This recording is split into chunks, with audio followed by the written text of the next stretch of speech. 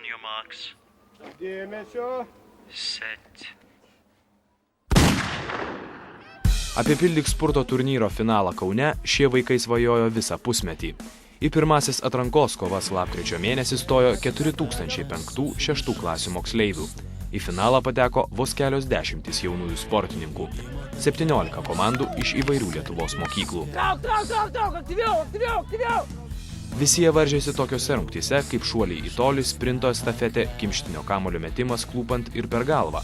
Paskutinė rungtis – beveik pusės kilometro ištvermės bėgimas. Mes papildomai dar lengvą atletiką lankome ir būna dar mokyklai treniruočių padaro kūno kultūros mokytojos. Svarbiausia ne tai, kad vaikai taptų kažkokie tai olimpiniais čempionais ir pasaulio čempionais, ne visiems tas yra lemta, tačiau sveika gyvensena, užimtumas kažkoks, tai atitraukimas nuo žalingų įpročių, pats pagrindinis tikslas. Padarė asmeninius pasiekimus, padarė Ernestas 4,80 nušoko, 3,84 nušoko. Už tai po 2 rungčių mes pirmaujame. Tai kurios rungtys jums patiems labiausiai patinka? Šuolis į tolį. Šuolis į tolį, kodėl? Nežinau, man paprasčiausiai. Galbūt Rezultatas augo geriausiai.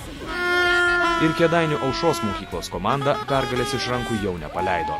Surinkę 79 taškus ir nugalėję 2 rungtyse, jie daugiau nei 10 taškų aplenkė antroje ir trečioje vietoje likusias Šakių Aukro ir Šakių Varpo komandas.